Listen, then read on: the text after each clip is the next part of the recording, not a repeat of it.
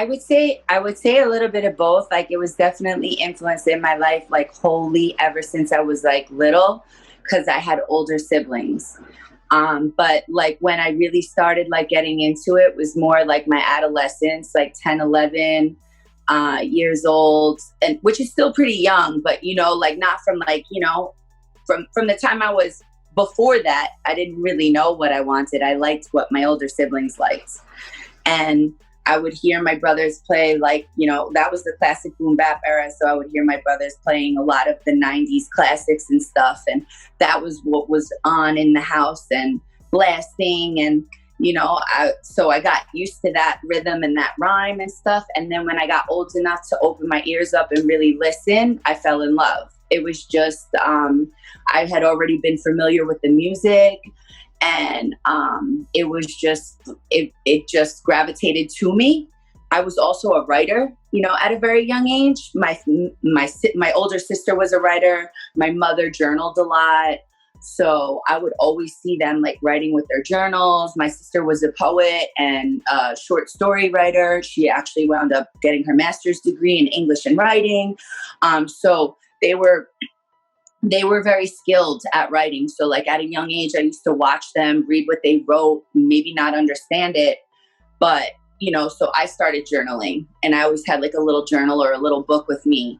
And music was like a heavy involvement in my life because my mother worked a lot. So in turn, with her trying to like kind of school us and stuff while not being around, she was the type of mother that was like, you can't watch TV. She didn't buy too many games and stuff, you know, so I didn't have like a plethora of toys to play with.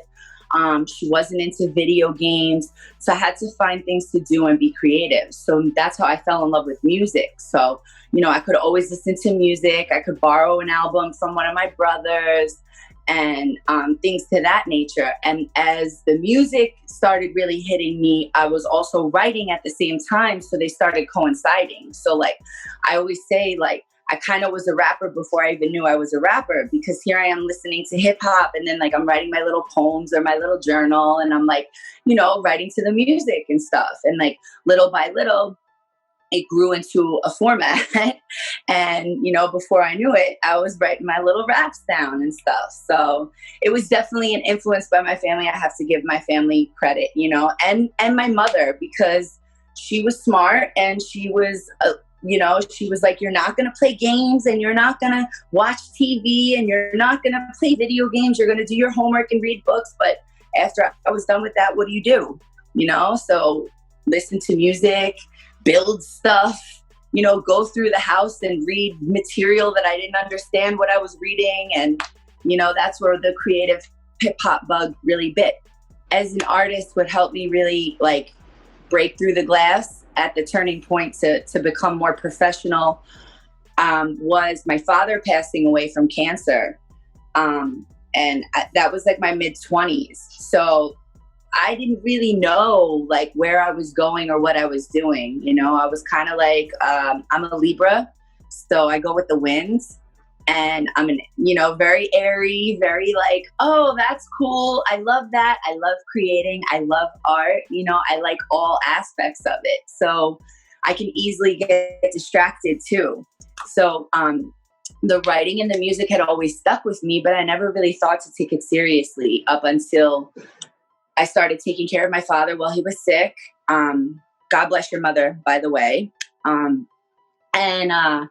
It just that, you know, certain things, certain light bulbs went on for me. And I started to realize like, this really makes me feel good, you know? So that was like the first and foremost. I started realizing like why, you know, I never really sat down and thought about like why I love music so much, or like what about it makes me feel so great. And I realized it was a way for me to like fuel my passion and my creativity. And the more I did it, not only the better I got at it, but the better I felt. So it was very therapeutic for me. It helped me get through the challenging time. He had wound up passing away. And when that happened, it was really like, okay, what am I doing with my life? You know, what am I doing with my life? Like I could do whatever I want. Like, you know, I kind of like, I was like, I dropped out of school. I did a little bit of college, and, you know, I was deciding, should I go back to college? Should I, you know, what should I do? And music had really been speaking to me at the time. And I wound up finding my home-based studio, which is House of Dreams. And somebody recommended it to me. They're like, hey, I know you do music. Why don't you check out like my friend's spot or whatever? And they were like complete strangers. And I had been to the studio before, you know, but like I said, I really wasn't taking I didn't have a game plan. I wasn't like, oh, I want to be professional, or I want to make money off of this. Like, it was solely off the fields of therapy and, you know, feeling good and like trying to figure it out. And I hit HOD, House of Dreams. And after that first session, they were very professional in there. And it was just a vibe. And after that first session, I really got to hear myself, you know, because I was still in like kind of like the beginning phases of like, you know, not really listening to my music, not really having the confidence to share it and stuff. And like, it was just a moment for me to like hear myself, see myself work, and really know what I wanted to get out of it. It also costs bread. So that money really helps, you know, putting the money down and investing in yourself, which I highly recommend to anybody out there as a creator. Don't be afraid to invest in yourself and spend the bread, because, you know, the more you invest, the more you'll get back, you know? And that investment made a huge difference in my life, because I was hooked after that. After that, I was like, this is me. This is what I'm doing. I'm not where I want to be at it, but I'm going to do everything I possibly can to just get better and better, you know, and be that person who wants to shine on stage, who wants to share the music, be that girl up in the ciphers. Like, yeah, okay, you think I can't rap? You think I can't spit? No doubt, you know, and it really just pulled the lioness out of me. So that was it. We have a lot going on. My husband and I run Intellectual Entertainment, which is like a community-oriented platform. I like to present to other artists around, well, locally, but anybody who is an artist or a creator, where we can offer our help, our intelligence, and all of our knowledge, and try to give those guidance that we didn't have, so to speak. In short terms, it's like a record label, but, you know, I like to talk about it more as a support system.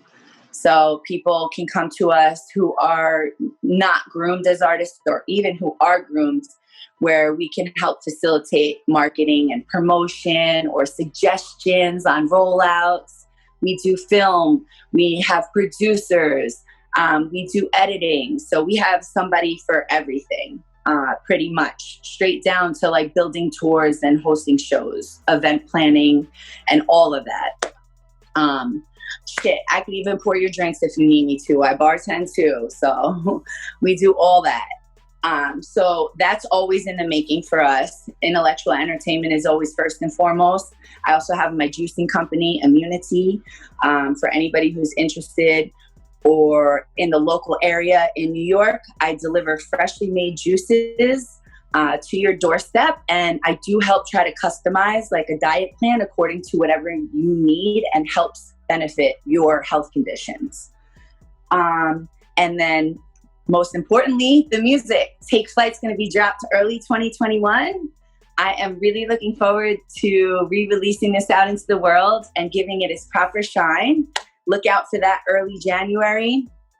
And actually have a little surprise coming out, a compilation with Intel and an artist by the name of Cheyenne, dropping next month. It's not my personal project, but I'm really excited about it. It's called OnlyFans, so watch out for that.